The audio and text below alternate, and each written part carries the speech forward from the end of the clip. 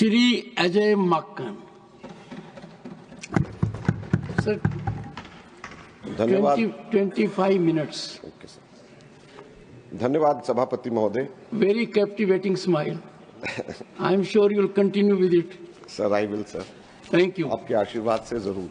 Thank you sir, ये गृह मंत्रालय बहुत महत्वपूर्ण है और व्यक्तिगत तौर के ऊपर मैं ये समझता हूं कि इसमें मुझे बोलने का मौका मिला है आज। मैं अपने आप को बड़ा खुश नसीब समझता हूं क्योंकि इस मंत्रालय में बतौर MOS मैंने काम किया और चिदम्बरम साहब उस वक्त गृह मंत्री थे और मैं उस वक्त उनका गृह राज्य मंत्री था और बहुत सारे विभाग इन्होंने मुझे जिसको काम करने के लिए दिया उसके अंदर मैंने इनसे सीखा भी और बहुत सारी चीजों में मेरी कोशिश होगी कि मैं कुछ सकारात्मक सुझाव मैं दूंगा। मेरे से दोनों पूर्व वक्ता एक वन लाइनर में विशेषता रखते हैं और एक दूसरा पोइट्री में विशेषता रखते हैं। मैं इन दोनों का मुकाबला तो नहीं करूंगा, लेकिन जो मैंने सीखा है इस गृह मंत्रालय के अंदर मेरे सकारात्मक विपक्ष के सजग विपक्ष के तौर के ऊपर मेरी कोशिश होगी और मैं कुछ सुझाव भी दूंगा। सभापति महोदय, सबसे पहले मैं दिल्ली से शुरू करना चाहता हूं। अभी 2 दिन पूर्व दिल्ली के अंदर कोहाट एन्क्लेव के अंदर एक वृद्ध दंपति की हत्या हो गई और 2-3 दिन पहले ही दिल्ली के चांदनी चौक इलाके में एक व्यापारी से 80 लाख रुपए छीन करके भाग गए। दिल्ली इस वक्त पूरे हिंदुस्तान के अंदर क्राइम कैपिटल बन गया और दिल्ली सीधे के सीधे केंद्रीय गृह मंत्रालय के अंदर आता है। दिल्ली पुलिस सीधे उसके अंदर आती है और ये बावजूद इसके हो रहा है कि दिल्ली के अंदर हाईएस्ट पुलिस पॉपुलेशन रेशियो पूरे कंट्री के अंदर। दिल्ली के अंदर लगभग 11,000 करोड़ रुपया 12,000 करोड़ रुपए के बीच में केंद्र सरकार खर्च करती है दिल्ली के अंदर, बावजूद उसके ये हो रहा है। मैंने NCRB के लेटेस्ट आंकड़े निकाले, मैं आपके माध्यम से सदन में शेयर करना चाहता हूं सभापति महोदय। पूरे हिंदुस्तान में क्राइम अगेंस्ट विमेन का रेट 66.4 है, यानी 1 लाख में 66 महिलाओं के ऊपर क्राइम होता है, पूरे हिंदुस्तान का रेट। और पूरे हिंदुस्तान में 66 है, दिल्ली में कितना है? 144। रैंक के अंदर पूरे हिंदुस्तान के अंदर नंबर 1 कौन है? दिल्ली। क्राइम अगेंस्ट चिल्ड्रन में पूरे हिंदुस्तान का 36 का रेट, दिल्ली का 134। पूरे हिंदुस्तान के अंदर रैंकिंग में नंबर 1 कौन है? Delhi. Crime against senior citizen पूरे हिंदुस्तान के अंदर 27.5 का पूरे हिंदुस्तान के अंदर रेट है, दिल्ली में कितना है? 114। रैंक कितना है दिल्ली का? नंबर 1 दिल्ली के अंदर। तो आज दिल्ली जो केंद्र के पुलिस के सीधे अंतर आती, में बहुत बड़ी बड़ी बातें वन लाइनर्स या पोएम या इन सब चीजों के नहीं, मैं विशुद्ध आंकड़ों के माध्यम से मैं कहना चाहता हूं और इसमें मेरे आगे सुझाव भी। टोटल केसेस पेंडिंग ट्रायल अगर हम सब मेट्रोपॉलिटन सिटीज का देखें तो क्राइम अगेंस्ट विमेन के अंदर मुंबई में 31,000 के करीब केसेस कोर्ट में पेंडिंग, कोलकाता में 15,000, बेंगलुरु में 18,000, हैदराबाद में 10,000 और दिल्ली में कितने? 77,000। 77,000 केसेस कोर्ट के अंदर पेंडिंग है दिल्ली के अंदर। और 2016 के NCRB के फिगर से मैंने कंपेयर किया तो 2016 में NCRB कहती है कि दिल्ली में 29,000 केसेस केवल पेंडिंग थे, अब बढ़ करके 77,000 केसेस हो गए। और यही नहीं, इसके साथ में अगर हम क्राइम अगेंस्ट चिल्ड्रन का देखें तो मुंबई में 10,000, कोलकाता में 3,000, बेंगलुरु में 3,000, हैदराबाद में 1,600 और दिल्ली के अंदर 19,000 केसेस पेंडिंग है कोर्ट के अंदर। तो सभापति महोदय, इसके अंदर मैं अनुरोध करना चाहूंगा कि यह केंद्र सरकार और दिल्ली सरकार को मिलकर के काम करने की जरूरत है पेंडिंग केसेस में। अभी तक के तो पिछले 10 वर्ष में समझ में आता है कि इधर की बात उधर, उधर से इधर, लेकिन अगर ये ट्रायल कोर्ट के अंदर पेंडिंग केसेस कम कर दिए जाएं, न्याय जल्दी मिलना शुरू हो जाए तो एक ये बहुत बड़ी भूमिका आगे आने वाले समय में कम से कम crime against women, crime against children और क्राइम अगेंस्ट सीनियर सिटीजन तीनों के अंदर दिल्ली नंबर 1 बना हुआ है, ये नहीं होना चाहिए। सभापति महोदय, दूसरा महत्वपूर्ण विषय मैं लेना चाहूंगा। अभी फार्मर्स एजिटेशन चल रहा था पंजाब के अंदर, फार्मर्स को अभी परसों उठा करके फेंक दिया गया। मैंने इस स्पीच की तैयारी के लिए, मुझे याद था बीपीआरएनडी मेरे को चिदम्बरम साहब ने दिया हुआ था। बीपीआरएनडी के अंदर एक बड़ा अच्छा चैप्टर होता था एजिटेशंस का, और वो एजिटेशन का चैप्टर बताता था कि पूरे देश भर में कितने कम्युनल एजिटेशंस हुए, कितने स्टूडेंट्स एजिटेशंस हुए, कितने फार्मर्स एजिटेशन हुए, ये सारे के सारे चैप्टर बताता था। और ये चैप्टर अगर आप देखें तो इसके अंदर पूरे आंकड़े पूरे के पूरे राज्यभर होता था और टेबल्स होते थे, बहुत अच्छे से एक्सप्लेन किया जाता था। मैंने कहा कि इसको देखते हैं लेटेस्ट बीपीआरएनडी की रिपोर्ट में। जब बीपीआरएनडी की लेटेस्ट रिपोर्ट देखी तो एजिटेशन का चैप्टर गायब, पिछले साल की देखी उसमें गायब, और 2017 में जाकर के मुझे आखिरी में एजिटेशन का चैप्टर मिला। और हमारे जब डिपार्टमेंट रिलेटेड मीटिंग हुई तो मैंने उसके अंदर बात रखी, और मैं धन्यवाद करना चाहूंगा हमारे राधामोहन अग्रवाल जी का। उन्होंने हमें इजाजत देते हैं, फ्रीडम देते हैं पूछने का और रिकॉर्ड करते हैं। मैं उनको ऑफिशियली यहां पे आज ऑपोजिशन में होने के बावजूद उनको धन्यवाद करता हूं कि ये सब चीजें रिकॉर्ड पे आती। और डिपार्टमेंट रिलेटेड स्टैंडिंग कमेटी में जब मैंने इसको उठाया और उसके अंदर जो जवाब आया वो रिपोर्ट के अंदर है, मैं केवल वो पंक्तियां पढ़ करके सुनाना चाहता हूं। Para 4.13.3 department related standing committee की रिपोर्ट ये कहती है, यह पूछे जाने पर कि आंदोलन अध्याय का प्रकाशन कब से बंद हुआ, सूचित किया गया कि भारत में आंदोलनों पर डेटा 2004 से 2017 तक data on police organisation by BPR and D में प्रकाशित किया गया था। हालांकि 2017 के बाद इस अध्याय को बंद कर दिया गया, खुद मान रहे। और आगे इसका कारण देते हैं जो बहुत ध्यान से सुनने वाला। मंत्रालय की एक बैठक में यह निर्णय लिया गया कि राष्ट्रीय अपराध अभिलेख ब्यूरो एनसीआरबी द्वारा भारत में अपराध रिपोर्ट में लोक शांति के विरुद्ध अपराध श्रेणी के तहत पहले से ही इस तरह का डेटा प्रकाशित किए जा रहे हैं।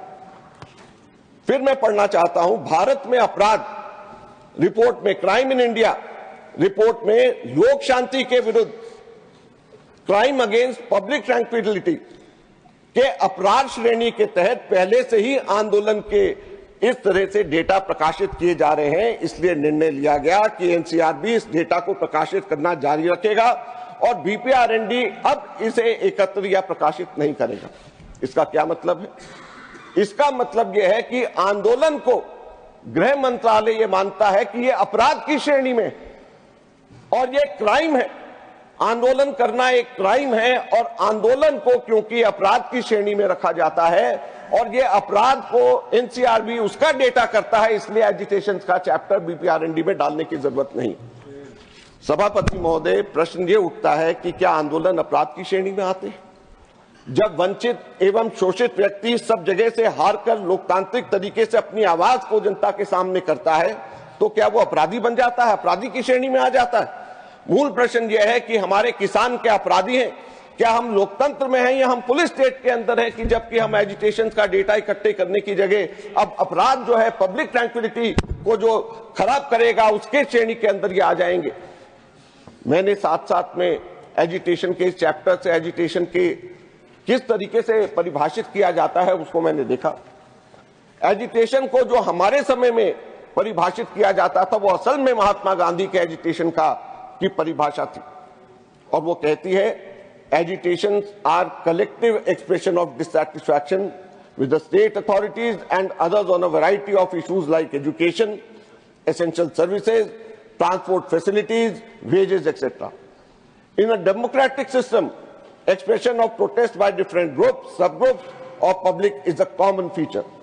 Police personnel of both the states and CAPFs need to consciously strive for upgrading their professional skills and behavior skills in order to manage crowd agitated over any perceived real or imaginary cause of injustice, dissatisfaction against the authorities or some other sections of the society without use of force as far as possible.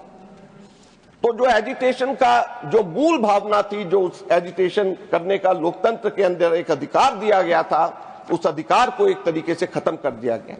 और इसमें आंकड़ों में भी फर्क आते। 2016 के आंकड़े जो 2017 की रिपोर्ट में आखिरी बार जो प्रकाशित किए गए, बीपीआरएनडी की एजिटेशन चैप्टर में 1,15,000 आंदोलन को उसके अंदर दिखा गया और 2016 के एनसीआरबी के अपराध की श्रेणी के अंदर मात्र 72,000 उसको मेंशन करे गए, यानी 37% जो आंदोलन हुए वो पूरे के पूरे गायब कर दिए गए। और ये मंशा हमारी सरकार की है कि ना केवल इस एजिटेशन के चैप्टर को हटा दिया जाए, बल्कि हमारे देश के अंदर अलग अलग स्थानों के ऊपर जो एजिटेशन हो रहे हैं, उन एजिटेशन के ऊपर भी पर्दा किसी ना किसी बहाने कर दिया जाए। सभापति महोदय, बेशक ये कुछ लोगों को अभी इसकी महत्व समझ नहीं आएगा, लेकिन ये इतना महत्वपूर्ण है। अगर आप इसके ऊपर चादर डालेंगे, इन बातों के ऊपर कंबल डालेंगे, तो अफवाहें फैलाने वाले, झूठ बोलने वाले किसी भी प्रकार के कोई भी आंकड़े देंगे और उसको हम लोग किसी भी तरीके से हम लोग उसको ठीक करने, काउंटर करने की स्थिति में नहीं होंगे। इसलिए मेरा फिर से कहना है हमारे गृह मंत्रालय को, बीपीआरएनडी का जो चैप्टर एजुटेशन के ऊपर 2004 से हम लोगों ने शुरू किया था, 2017 में जो आपने बंद करा, उसको वापस शुरू करना चाहिए। इसको अपराध की श्रेणी से हटा दीजिए। एजिटेशन करना, आंदोलन करना अपराध नहीं होता। आप लोग भी जब ऑपोजिशन के अंदर थे, बीजेपी भी जब ऑपोजिशन में थी, हम लोग भी छात्र आंदोलन से निकले हैं, हम लोग भी ट्रेड यूनियन से निकले हैं, आंदोलन करते हैं। और हम वो आंदोलन भी करते हैं जिसमें पुलिस परमिशन भी होती है, जंतर मंतर पर भी बैठते हैं, भूख हड़ताल भी करते हैं। तो क्या हर आंदोलन अपराध की श्रेणी में गिना जाएगा? और वो आंदोलनों की लिस्ट, आंदोलनों की बारे में बातें पूरे के पूरे देश को एनुअल रिपोर्ट के अंदर आनी चाहिए। मेरा विनम्र निवेदन हमारे गृह मंत्रालय से। सभापति महोदय, भारत का एक प्रकार से ये स्वर्णिम काल के दहलीज के ऊपर हम लोग खड़े हुए हैं। सभापति महोदय, ये स्वर्णिम काल का कारण और कोई नहीं बल्कि हमारे देश के युवा। हमारे देश की आबादी, युवा आबादी दुनिया के अंदर सबसे ज्यादा है इस वक्त। हमारे 65% देश की आबादी 25 वर्ष से कम।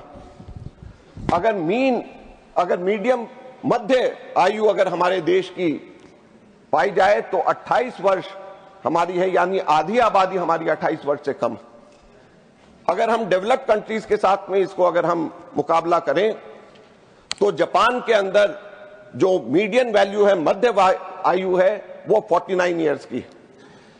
जर्मनी के अंदर 47 वर्ष की, अमेरिका के अंदर यह 39 वर्ष की, और हम 28 वर्ष पे हैं। हमारे सामने ये एक अपॉर्चुनिटी हमारे सामने है जिसको डेमोग्राफिक डिविडेंड हम लोग कहते हैं, हमारा जनसांख्यिकी लाभांश कहते हैं कि जो हम लोगों को मिलता है, जिसका फायदा हम लोगों को मिल रहा है। सभापति महोदय, लेकिन ये डेमोग्राफिक डिविडेंड का विंडो, ये खिड़की हमेशा के लिए हमारे सामने खुली हुई नहीं है।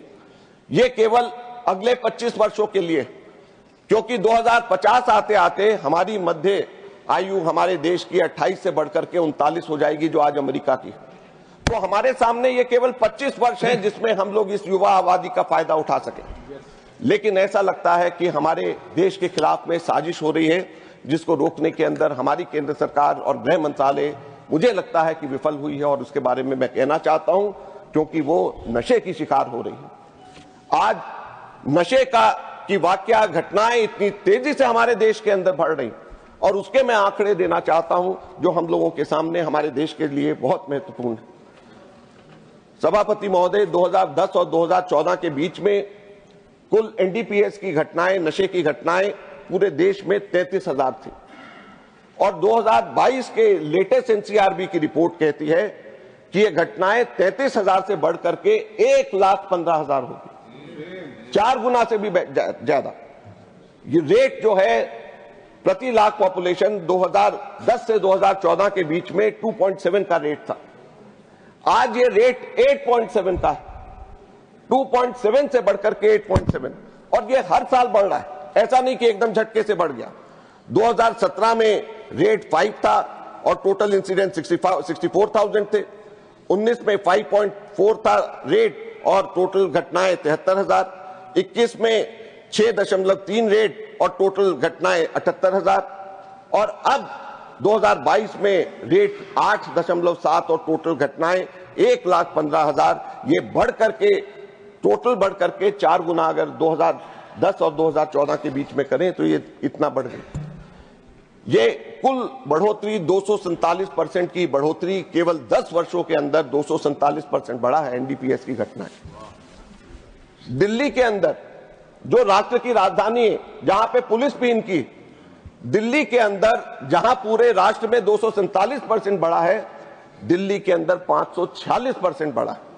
2015 में जहां पे केवल 277 घटनाएं एनडीपीएस की हुई थी, 2024 में बढ़कर के ये 1789 घटनाएं हो गई। दिल्ली के अंदर 546% दिल्ली के अंदर एनडीपीएस की घटनाओं के अंदर बढ़ोतरी हुई है। आज दिल्ली की स्थिति ये है, आज देश के अंदर स्थिति ये है। यही नहीं, अभी 2 दिन पहले राज्यसभा के अंदर रणदीप सुरजेवाला जी के एक प्रश्न में जवाब दिया कि कहां के किस तरीके के ड्रग्स कितने कितने सीज करे गए। इसको पूरी की पूरी लंबी लिस्ट है, इसमें से मैंने निकाला कि सिंथेटिक ड्रग्स की क्या स्थिति है, और वो मेरी चिंता है, वो मैं गृह मंत्री को बताना चाहता हूं। और सभापति महोदय, मैं आपके माध्यम से पूरे सदन को बताना चाहता हूं कि सिंथेटिक ड्रग्स जो है वो खतरनाक होता है, उसको लेबोरेटरी में प्रोड्यूस किया जाता है, और सिंथेटिक ड्रग्स की एक बार आदत पड़ जाए तो छूटनी मुश्किल होती है। और सिंथेटिक ड्रग्स एक बहुत ही खतरनाक नए आयाम के ऊपर ड्रग्स के अंदर और नार्कोटिक्स के अंदर लेकर के जाने वाली चीज है। और इसमें कुल 6 सिंथेटिक ड्रग्स के बारे में ये लिस्ट थी, और उसमें 2022, 23, 24 में कितनी किलोग्राम में पकड़े गए, इसके बारे में ये लिखा है। और मैं ये बताना चाहता हूं, एक बार 2022 और 24 के मैं आंकड़े सिर्फ कितने किलोग्राम में पकड़े गए, उससे आप अंदाजा लगाएं कि क्या फर्क है। एटीएस 2022 में 1,224 किलोग्राम, 24 में 8,200 किलोग्राम, 7 गुना ज्यादा। केटामिन 2022 में 3 किलोग्राम, 2024 में 65 किलोग्राम, 22 गुना बढ़े। एलएसडी 2022 0, 2023 0, 2024 में 1 किलोग्राम, यानी शुरू हो गया। एमडीएमए 22 में 63 किलोग्राम और 24 में 195 किलोग्राम। मेफेड्रोन 2022 में 2,872 किलोग्राम और 2024 में 3,559 किलोग्राम। मेस्कालीन 2022 में 2 किलोग्राम और 2024 में 25 किलोग्राम। सभापति महोदय, ये सिंथेटिक ड्रग जो 22 गुना, 20 गुना 2 सालों के अंदर बढ़ रहे हैं, आप अंदाजा कर सकते हैं कि किस तरीके से किस जगह के ऊपर हम लोग।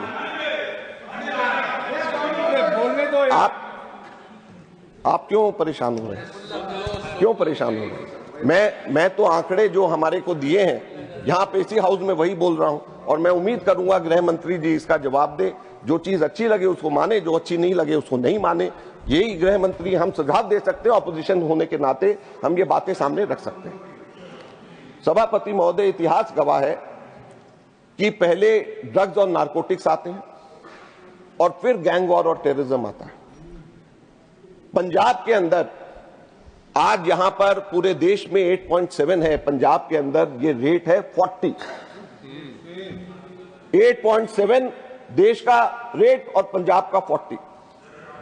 केरल के अंदर हमारे एक साथी ने अभी कुछ दिन पहले यहां पे नोटिस दिया था 0R का, पूरे देश में 8.7 है, केरल में और भी खराब है, केरल में 74 है, 74 का रेट केरल के अंदर। तो सभापति महोदय, ये साजिश नहीं है तो क्या है हमारे देश के युवाओं का, जहां पर कुछ राज्यों में खास तौर के ऊपर जो हमारे बॉर्डर स्टेट्स हैं वहां पर क्यों इस तरीके की चीजें हो रही। पाकिस्तान से 5-5 किलो के ड्रोन से हमारे यहां पे ड्रग्स आ रहे हैं, इसको कौन रोकेगा? 50 किलोमीटर बीएसएफ की जो एम्पावर करी है किसने किया? आपने किया है, तो ड्रोन्स को कौन रोकेगा? 5-5 किलोग्राम से आप सब लोग जानते हैं कि पंजाब के अंदर ड्रोन से आ रहे हैं, बाहर से आ रहे हैं। गैंगस्टर्स पंजाब के अंदर जेल से ऑपरेट कर रहे हैं। ये टेररिज्म का उठता हुआ नाग नहीं है तो क्या है? हाल के वर्षों में पंजाब पुलिस स्टेशंस में ग्रेनेड हमले हो रहे हैं, कार्यकर्ताओं की लक्षित हत्याएं हो रही, अंतर्राष्ट्रीय नेटवर्क की संलिप्तता द्वारा चिन्हित किया गया। 2022 से लेकर अब तक कम से कम 15 प्रमुख घटनाएं हुई हैं, जिसमें आरपीजी, रॉकेट चलित ग्रेनेड, निम तीव्रता विस्फोट, बब्बर खालसा इंटरनेशनल और खालिस्तान जिंदाबाद फोर्स जैसे खालिस्तान समर्थक समूहों से जुड़ी हत्याएं शामिल। सभापति महोदय, 14 अभियुक्तों की गिरफ्तारी हो चुकी है, लेकिन जो पाए जा रहे हैं वो AK-47 पाए जा रहे हैं इनके पास, ग्लॉक पिस्टल्स और आर्गेस ग्रेनेड पाए जा रहे हैं। आर्गेस ग्रेनेड क्या है जिसका इस्तेमाल हो रहा है? ये ऑस्ट्रियन मेड ग्रेनेड्स है। ऑस्ट्रियन ग्रेनेड जिसका इस्तेमाल वहां पर हो रहा है पंजाब में, उसका इस्तेमाल मुंबई अटैक में और हमारे यहां पार्लियामेंट के अटैक में हुआ। तो ये कैसे आ गए हमारे देश के अंदर? कैसे इनका इस्तेमाल पंजाब के अंदर हो रहा है? मैं चाहूंगा कि गृह मंत्री जी जब इसकी बात करें, क्योंकि ड्रग्स के साथ में अगर यहां पर इस प्रकार के ग्रेनेड अटैक जो ऑस्ट्रियन मेड ग्रेनेड है, जिसका इस्तेमाल मुंबई अटैक के अंदर हुआ, जिसका इस्तेमाल पार्लियामेंट के अटैक के ऊपर हुआ, वो अगर पंजाब के अंदर अगर आज उनका इस्तेमाल हो रहा है, तो इसका मतलब साजिश गहरी है। इसका मतलब साजिश सीमा पार से आ रही है, जिसको हमको रोकना है, जिसको रोकना गृह मंत्रालय को है। ये मैं आज कहना चाहता हूं।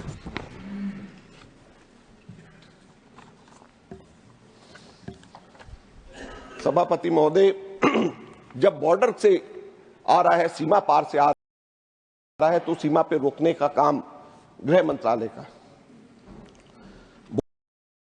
बॉर्डर इंफ्रास्ट्रक्चर के ऊपर अलग अलग स्कीम्स हैं। बॉर्डर एरिया डेवलपमेंट प्रोग्राम में 2024-25 में बजट एलोकेशन 335 करोड़ का था और रिवाइज एस्टीमेट कितना? 335 करोड़ से घट करके 110 करोड़, 225 करोड़ रुपए लैप्स हो गए, खर्च नहीं कर पाए। 67%, 2/3 लैप्स हो गए बॉर्डर एरिया डेवलपमेंट प्रोग्राम में। Border infrastructure and management scheme में 2023-24 में 10.52%, लगभग 11% लैप्स। 2024-25 के अंदर इस वर्ष 19% लैप्स और पिछले 2 वर्ष के अंदर 3000 करोड़ रुपए मुश्किल से खर्च किए गए और इस वर्ष बजट रखा गया है 5590 करोड़ का। मैं अनुरोध करना चाहूंगा हमारे गृह मंत्री जी से कि जो border infrastructure and management scheme है, उसके अंदर अगर आप खुद पर्सनल इंटरेस्ट लेकर के, ये कैपिटल सेक्शन के ऊपर खर्च होता है, पर्सनल इंटरेस्ट लेकर के जब तक आप कैपिटल इंफ्रास्ट्रक्चर इन्वेस्टमेंट पे ध्यान नहीं देंगे, ये पैसा लैप्स होता रहेगा। और ये पैसा लैप्स इसलिए होता रहेगा क्योंकि ये पिछले 7 सालों का मैं फिगर देने जा रहा हूं। डिमांड नंबर 51 जो पुलिस की है, जिसमें border infrastructure management, BADP, police modernisation, housing, ये सारी की सारी चीजें हैं। 2018-19 में 13% वापस, 19-20 में 17% वापस, 20-21 में 48% वापस, 21-22 में 24% वापस, 22-23 में 21% वापस, 23-24 में 16% वापस, 24-25 में 21% वापस। पिछले 7 वर्षों में बॉर्डर इंफ्रास्ट्रक्चर और पुलिस मॉडर्नाइजेशन के ऊपर आपने 17,697 करोड़ रुपए खर्च नहीं कर पाए, जो वापस करना पड़ा। ये आपके बजट के रिकॉर्ड्स कहते हैं।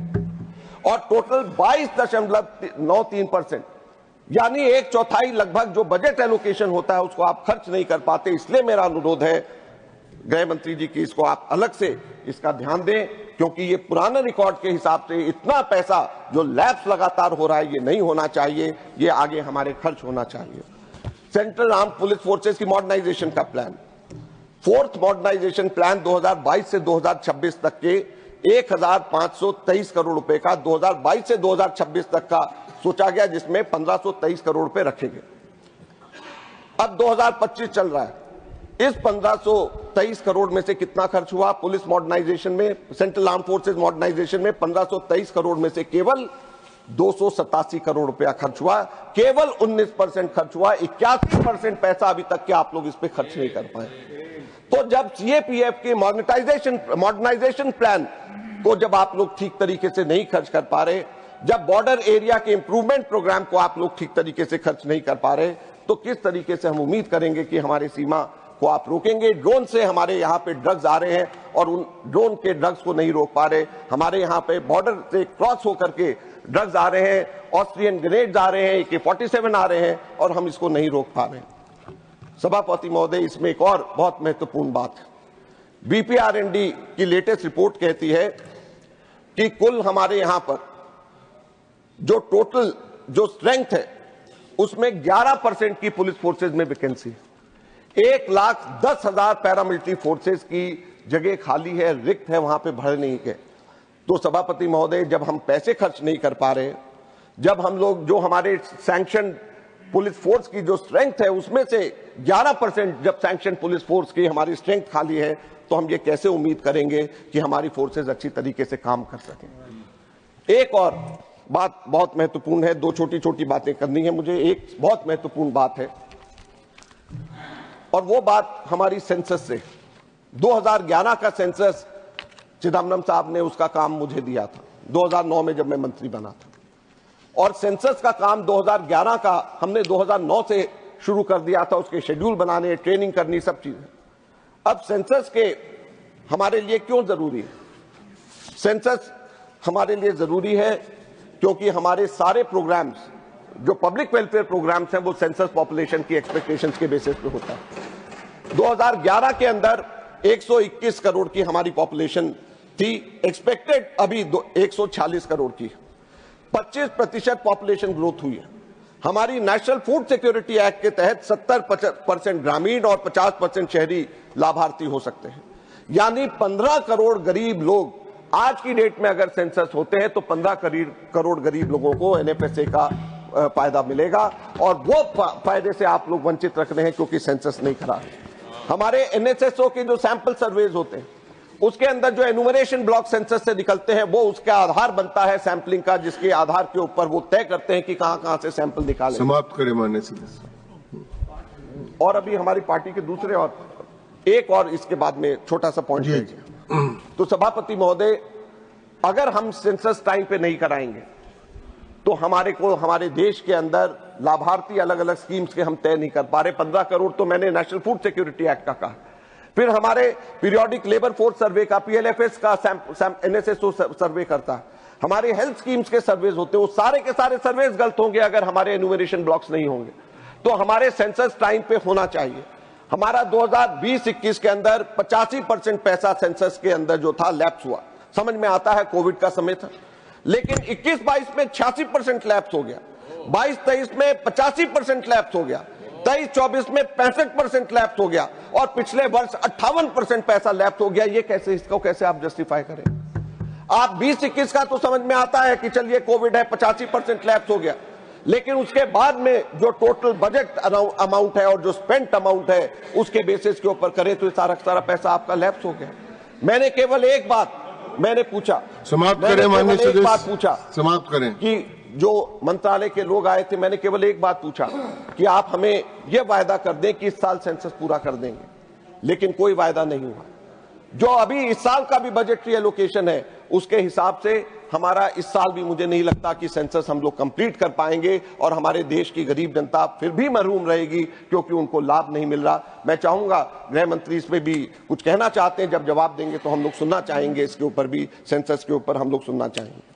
आखिर बात मैं बोलना चाहूंगा, हमारे ग्लोबल वार्मिंग की वजह से डिजास्टर मैनेजमेंट के ऊपर बजट हमारा ज्यादा होना चाहिए, क्योंकि प्राकृतिक आपदाएं हमारे यहाँ पे बढ़ रही। दुख की बात यह है, समाप्त करें माननीय सदस्य। दुख की बात यह है कि हमारे पूरे बजट में जो बी में इंक्रीज हुआ है, बी से आरई, वो 5.83% है गृह मंत्रालय का, पूरे देश का 7.4% है। लेकिन प्राकृतिक आपदा में relief on account of natural calamities में कटौती कर दी गई है 7.5% की, जबकि प्राकृतिक आपदा, नेचुरल कैलामिटीज हमारी बढ़ रही है। हम सब लोग जानते हैं ग्लोबल वार्मिंग की वजह से और ज्यादा खर्चे होंगे, लेकिन और ज्यादा खर्चे जिसमें होंगे उसमें आप 7.5% की कटौती कर दें तो यह बड़े दुख की बात है, इसको भी आपको देखना चाहिए। एनडीआरएफ जो हमारा national disaster response police force है, उसमें 23% की वैकेंसी है पुलिस फोर्स, उस रिस्पांस फोर्स के अंदर 23% लोग उसमें कम है। टोटल सैंक्शन स्ट्रेंथ 18,597 की और एक्चुअल 14,197 की। तो सभापति महोदय, जब हमारी ग्लोबल वार्मिंग बढ़ रही है, हम कैसे प्राकृतिक आपदा के ऊपर हम खर्चे के अंदर कटौती कर सकते हैं, ये मुझे समझ में नहीं आता। एक नेशनल डिजास्टर मैनेजमेंट प्रोग्राम था। अब समाप्त हुआ भाषण माननीय सदस्य। आखिरी वाला पॉइंट एक बार बस ये वाला खत्म कर लेने दे सभापति महोदय। नेशनल डिजास्टर मैनेजमेंट प्रोग्राम था, 23-24 में एक्चुअल खर्च हुए 198 करोड़, 24-25 में बी घट करके 105 करोड़, 24-25 में आरई 25 करोड़ और 25-26 में बी 4 करोड़। 198 करोड़ से कम होते होते ये 4 करोड़ के ऊपर नेशनल डिजास्टर मैनेजमेंट प्रोग्राम पहुंच गया। आप बताएं कि किस तरीके से हमारी प्राकृतिक आपदा के ऊपर ये काम हो रहा है। बहुत बहुत धन्यवाद सभापति महोदय।